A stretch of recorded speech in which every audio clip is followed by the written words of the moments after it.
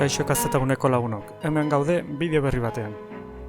Oraingo honetan, irudi vektorialak zer diren ikusiko dugu. Logotipoak edo elementu grafikoak diseinatzeko erabiltzen den irudi mota bat da. Eta zergatik mota hau erabili eta ez beste bat? Hauekin kalitaterik galdu gabe irudia eskalatu dezakegulako. Beste irudi mota gehienekin eskalatzerakoan handitzen dugunean, honen kalitatea galdu egiten da. Irudi formatu asko daude, baina vektorialak direnak oso gutxi. Ezagunenak AI, EPS eta SVG formatuak dira.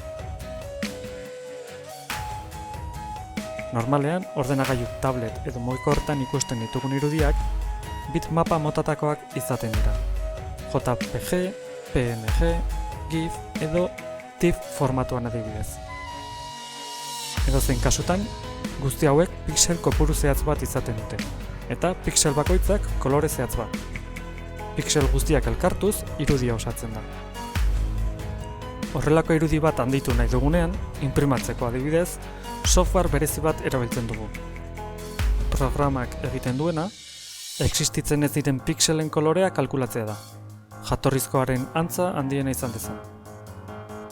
Irudia txikitu nahi dugunean ez dago arazorik, daukagun kalitatea baino gutxiago eskatzen diogulako. Handitzerakoan ordea, daukagun kalitatea baino gehiago eskatzen diogu. Beraz, kalitatea galtzen dugu. Hau egiten duten softwareak asko betute azken urteetan, baina, hala ere, kalitateak galtzen jarraitzen dugu. Arazo hauek ekiditeko, irudi vektorialak dauzkagu.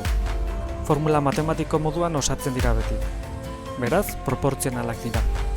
Irudia handitu edo txikitzerakoan, proportzioan mantentzen da. Beraz, ez da inoiz kalitaterik galtzen. GIMP programak ez du formatu hauetan gordetzen uzten, baina irikitzeko aukera badauka. Irikitzeko garaian, zein tamainan ireki nahi dugun galdetuko dugu. Modu honetan, gure diseinuetan erabili dezakegu kalitate osoarekin.